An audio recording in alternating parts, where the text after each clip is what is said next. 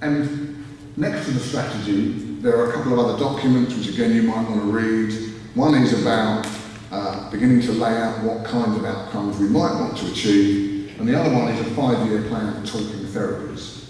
And the 5-year plan basically says we're going to move talking therapies on from anxiety and depression to apply to children, to apply to older people, and to apply to people with problems other than anxiety and depression. And that's what the 400 million's for. So we need to do two things. We need to keep saying, where is the 400 million? And then we need to keep saying, how have you spent it? You said you'd spend it on children, you said you'd spend it on older people. So, difficult to do that individually, but again, together perhaps we can. There are some very clear commitments inside the document. I'm just going to rattle through these.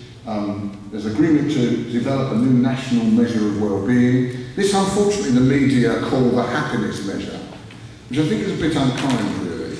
They do tend to sort of play it down and think it's a bit silly. But what government are saying is we do need to measure how our population feels in terms of its mental health and well-being. Stigma, there is people heard of Time for Change? Time for Change is the national anti-stigma discrimination programme. It runs out of money in about 9 months. It's funded by National Lottery and Comic Relief. The problem I have with this strategy, when they want me to believe they're committed to it, is how can I be committed to a mental health strategy where the government isn't prepared to put its money behind continuing to fund the national anti-stigma and discrimination programme? Now, they say a lot of nice words, they say they're going to support it, but I have a slight concern because I don't think you can have a commitment to anti-stigma and discrimination and have it funded by tickets you buy on a Saturday and a Wednesday and funny little noses you stick on the end of your nose, little things on the end of your nose once a year. So I have a problem, and that's one of the commitments, and it's a bit too fluffy. It needs to have some money behind it. I've talked about the 400 million. Very important one about criminal justice, a commitment to put diversion services across the whole of England. So mental health services that divert people who have a mental health problem away from the criminal justice system at the earliest possible time. Now I heard last week there's 50 million associated with that. Yeah, you're right, 50 million won't get you a lot, but diversion is really important. Many people end up in prison or in the offender system when they don't really need to. So that's an important commitment. There's a big commitment to improve mental health care for people in the armed forces and for veterans. There's a commitment to do some work around eating disorders, and what that jargon means there is they're going to bring the media, they're going to bring lots of people together and try and do some work around media. What I would say is don't forget young men. There's a growing problem around men who have eating disorders. Launch of recovery pilots. The strategy is quite unusual. 18 months ago, 2 years ago, you would not have expected to have seen or heard recovery mentioned in any government document. It was seen as a kind of leftover pinky idea brought over by some well-meaning liberals from North America, a bit like tobacco, really. Now it's a commitment, a big commitment that recovery should be the basis on which services are delivered. And we've got some funding to run a large number of organisational pilots. Health visiting again. They're committed to reviewing health visiting and targeting health visitors in a much more obvious way of working with vulnerable families and children about intervening early around mental health. And then a big piece of work which we're involved in offering support to GPs who are going to become the commissioners of mental health care. And anybody know of the Rethink research that was carried out about 6 months ago?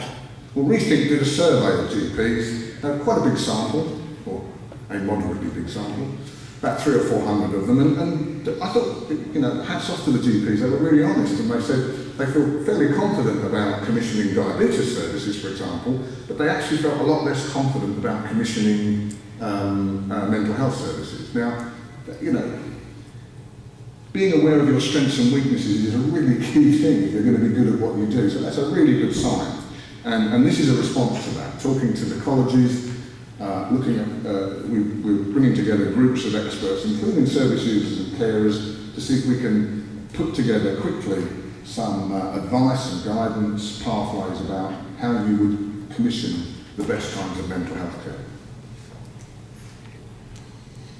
There's something about work and pensions. The strategy commits a lot around the need to help people back into employment and to keep them in employment and to help them develop the skills to become employable.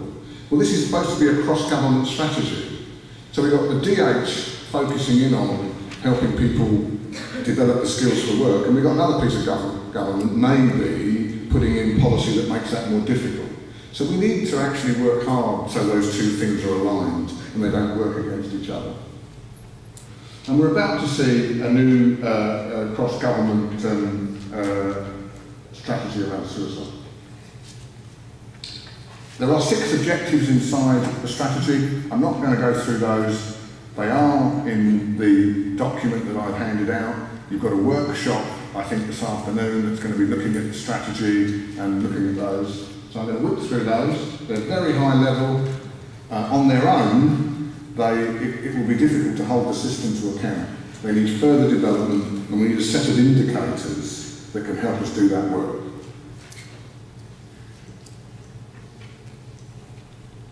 So, the strategy is a lovely vision, difficult to disagree with, puts forward some important messages, clearly pins some important principles about how we want to go forward.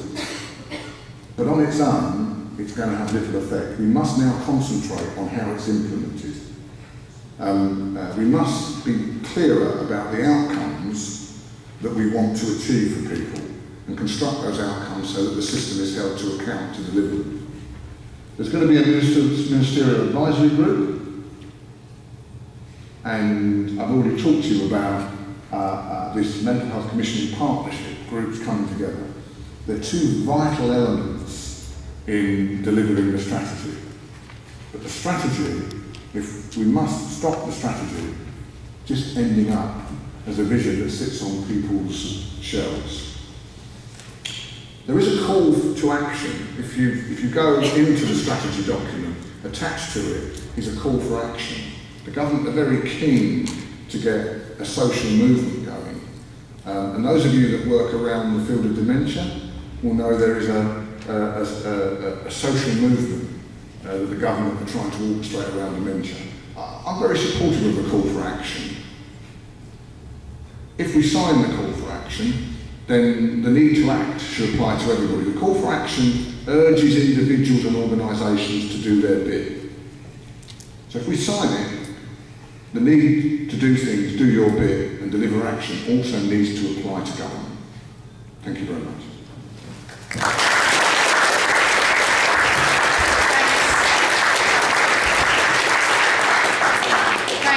I think everybody welcomed that very clear expose of the strategy, and I'm sure there'll be lots of questions later. A couple of things